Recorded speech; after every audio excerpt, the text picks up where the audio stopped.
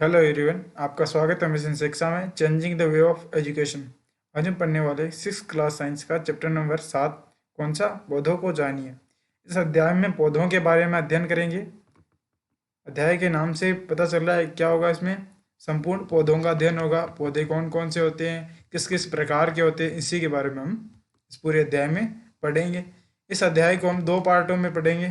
First part में ये आधा अध्याय पढ़ेंगे, सेकंड पार्ट में आधा अध्याय और इसके क्वेश्चन आंसर पढ़ेंगे। उसके बारे में हम स्टडी करेंगे। चलिए स्टार्ट करते हैं। पहले आप ये चित्र देख सकते हैं। आपको स्क्रीन पर चित्र दिखाई दे रहा है। इसमें क्या दिखाई दे रहा है? एक जंगल है, उसके अंदर क्या कर रहे हैं? बच्चे बैठे हैं पौधों और पेड़ों के पास। यही क्या है? पौधे। छोटों को क्या कहते हैं? पौधे। और बड़े को पेड़ कह देते हैं। यही होता है। तो हम इनके बारे में देखते हैं। अब देखिए, एक आपको पौधे का चित्र दिया हुआ है। ये इसको ध्यान लगा के देखिए, क्या है ये यहाँ पर फूल है, फिर ये तना है इसका, ये टहनियाँ हैं, ये पत्ते हैं। और इसी के बारे में हमें पूरे चैप्टर में पढ़ना है कि क्या है ये सभी। अब देखिए, हमारा 7.1 पॉइंट आता है क्या? कि साग, झाड़ी और वृक्ष के बारे में पढ़ना है। साग क्या होती है, झाड़ी क्या होती है और वृक्ष क्या होती है, इन सभी की बारी बारी से हम डेफिनेशन पढ़ेंगे। चलिए देखते हैं। ये पौधे के विभिन्न भागों के बारे में बताया गया है। भाग कौन कौन से होते हैं उसी के बारे में।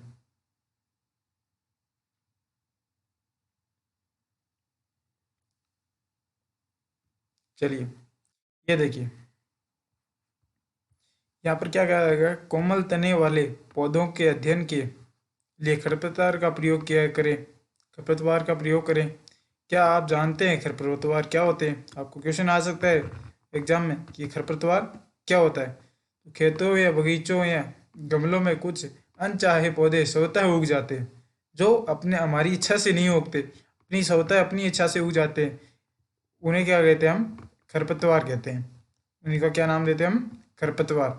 और ये खेतों में भी होते हैं, जिसे हम खरपतवार निकालना कहते हैं। खरपतवार नाशी भी डालते हुए इनके लिए, जो किसान निकालते हैं अपने खेतों में। आपके खेत हो तो आप देखोगा कि कुछ अनचाहे पौधे उग जाते हैं। जैसे आप कोई गेहूं बोया हो, चाहे चना बोया हो, उसके साथ कुछ अनचाहे पौधे उग जाते हैं। उन्हें क्या कहते हैं? हम खरपतवार। तो आपको परिभाषा है कि खरपतवार किसे कहते हैं?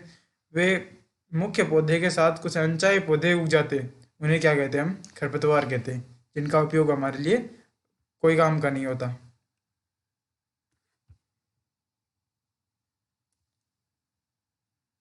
फिर देखिए, साग, झाड़ी और तने, साग, झाड़ी और वृक्ष के बारे में पढ़ेंगे। ये देखिए, ये टॉपिक भी यही है कि साग, झाड़ी और वृक्ष किसे कहते हैं। अब पहला आया कि हमारे हरे और कोमल साग का, साग की परिभाषा आई है हमारे पास। क्या आई है? कि हरे और कोमल, क्या कहता है ये?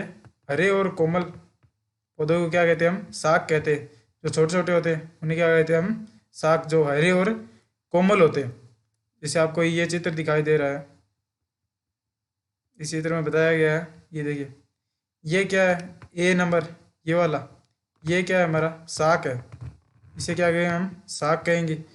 फिर बी है ये, यानी ये क्या हो गया? हमारा झाड़ी हो गया। फिर सी, ये क्या हो गया? हमारा वृक्ष हो गया। यानी बड़ा है तो ये क्या हो गया? हमारा वृक्ष हो गया। इसे हम वृक्ष का नाम देंगे, इससे साग का और इसके झाड़ी का। झाड़ी में देखिए घनी है, साग में देखिए ये कोमल है, कोमल तने वाली संरचना, उसे क्या कहते हैं? साग। और वृक्ष क्या होगी? तो एक बड़ी संरचना होती है, वही है। अब देखिए, आगे देखते हैं हम।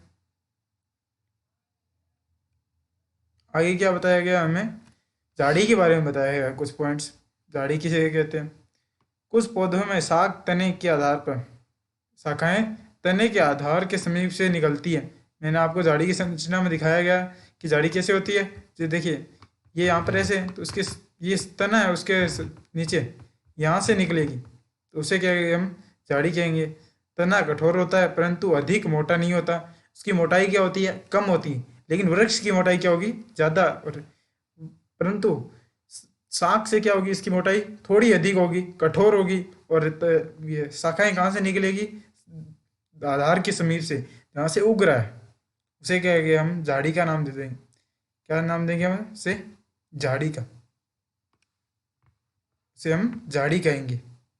और फिर हमारे यहाँ कुछ और बारे में बताया गया है क्या, कि कुछ बहुत ऊंचे होते हैं, कुछ पौधे क्या होते हैं बहुत ऊंचे होते हैं, इनके तने क्या होते हैं सुदृढ़ यानी मजबूत होते हैं और गहरे होते हैं।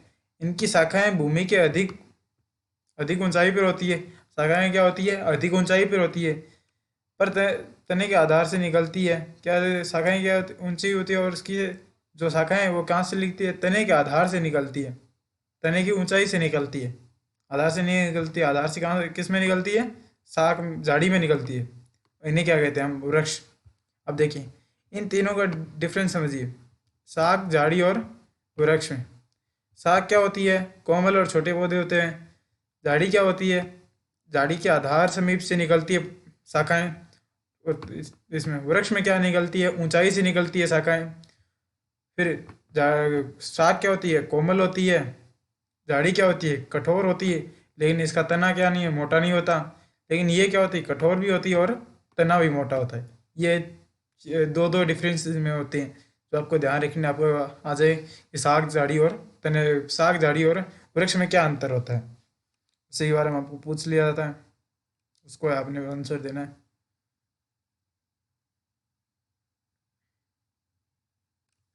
फिर आया आपकी, देखिए कमजोर तने वाले पौधे सीधे खड़े नहीं हो सकते।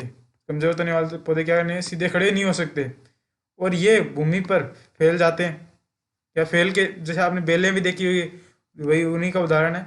इन्हें वसर्पी लता कहते हैं। वसर्पी लता किसे कहते हैं, जो सीधे फैल जाते हैं। जैसे ये यहाँ पर उगा, फिर ये क्या होगा, यहाँ पर फैलता जाएगा, यहाँ पर फैलता फैलता यहीं पर उगेगा, लेकिन ये ऊपर नहीं जाएगा। जैसे आप कहते हो ना वृक्ष सीधा, ये ऊपर नहीं ग्रो करेगा, ये क्या होगा यहीं पर हो जाएगा, और नीचे ही नीचे नीचे फैलता जाएगा, फिर इसमें क्या लग जाएंगे, फल लग जाएंगे। तो इसे क्या कहते हैं, वसर्पी लता कहते हैं। जबकि कुछ पौधों की सहायता से ये क्या करते हैं, कुछ पौधों की सहायता से क्या करते हैं, ऊपर उठने की कोशिश करते हैं। आपको ये ध्यान रखना, वसर्पी लता किसे कहते हैं, वे कमजोर तने वाले पौधे जो कि सीधे खड़े नहीं हो सकते, वे जमीन पर ही फैल जाते हैं, उन्हें वसर्पी लता कहते हैं। वो कुछ पौधों की सहायता से ये क्या करते हैं, ऊपर उठने की कोशिश करते हैं, ऊपर उठते हैं। और ऐसे पौधे क्या कहलाते हैं, आरोही कहलाते हैं, जो उसको उनको उठाने की सहायता करते हैं। ये क्या हो सकते हैं, साग झाड़ी और पौधे से भिन्न है। ये ना साग होते हैं, ना झाड़ी होते हैं, ना पेड़ होते हैं। ये क्या होती है, वसर्पी लताएं होती है, जो जिस पौधे की सहायता से ऊपर उठती है उन्हें क्या कहते हैं हम, आरोही आरोही पौधा कहते हैं। और जो नीचे फैलती है उन्हें क्या कहते हैं, वसर्पी लता कहते हैं। ये क्या नहीं होती, साग नहीं होती, झाड़ी नहीं होती और पेड़ नहीं होती। आपको ये, आप स्क्रीनशॉट ले, मैं पढ़ा रहा हूँ आपको, बाद में पॉइंट मिलेंगे, चलो वो तो अलग बात है, लेकिन आप देखते जाइए यहाँ पर कि जो जो पॉइंट मैं पढ़ा रहा हूँ ना, उन्हीं को आपको रिवाइज करता जाना है साथ साथ में। और आपको वीडियो अच्छा लग रहा है तो लाइक कर दीजिए, क्योंकि आप इतनी देर से बैठे हैं मेरे वीडियो पे, तो लाइक करके जाइएगा और पूरा पढ़िए मेरे साथ। और फिर अपने दोस्तों को अच्छा लगे शेयर कर दीजिए, और चैनल को सब्सक्राइब कीजिए, तो हमें भी अच्छा लगेगा, क्यों सपोर्ट होगा हमारा। फिर देखिए हमारा क्या है 7.2 क्या है, तना।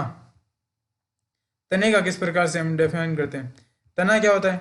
अब तने का सीधा नाम तो यही जान सकते हैं कि वह संरचना जो किसी पौधे को क्या खड़ा होने में सहायता करती है।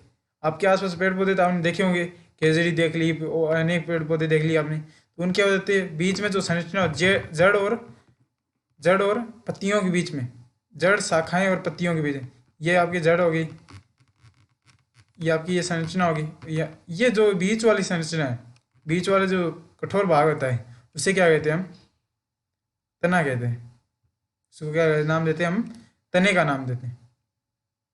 तो आगे देखेंगे हम और क्या बताया हमें। अब देखिए इस डायग्राम की सहायता से मैं बता सकता हूँ आपको। ये देखिए डायग्राम अच्छे से नहीं दिखाई देगा, लेकिन ये जो जो संरचना ये दिखाई दे रही है ना आपको, यही क्या है, तना है। तो आपको इस तरह समझना है क्या होता है, तना क्या होता है। तना क्या होता है, जो बीच वाली कठोर संरचना होती है, जो कि आधार स्तंभ से जुड़ी होती है। और सिर्फ लता समझ ली आपने। फिर आता है तने का कार्य क्या होता है, तने का क्रियाकलाप। ऊपर जो क्रियाकलाप दिए हुए उनसे हमने देखा है कि जल तने में क्या होता है, तने से ऊपर चढ़ता है, यानी जल को ऊपर चढ़ाने के लिए सहायता कौन करता है, तना करता है। तो तना क्या होगा हमारा, जल सहायक हो गया। अर्थात है ना, जल का क्या होता है, संवहन करता है यानी परिवहन करता है, उसे ऊपर चढ़ाता है, यानी ऊपर तक शाखाओं तक पहुंचाता है, पत्तियों तक। लाल स्याही की भांति जल में भी क्या होते हैं, लाल स्याही ऊपर जो प्रयोग किया उसके आधार पर बता रहे विलीन खनिज लवण, क्योंकि पोषक पदार्थ कौन कौन से, खनिज लवण ये वगैरह होते हैं, मैंने आपको पहले दूसरे चैप्टर में पढ़ाया था। जल के साथ तने के से ऊपर चढ़ जाते हैं, जिससे हमें पत्तियों को क्या होती है, भोजन मिलता है। फिर आया हमारा पत्ती, तना आ गया, अब क्या होगा हमारा, पत्ती आएगी।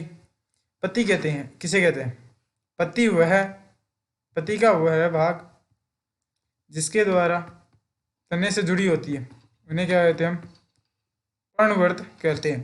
पर्ण की जो व्रत शाखाएं होती है, व्रतें होती है, उन्हें क्या कहते हैं, पर्णवर्त कहते हैं।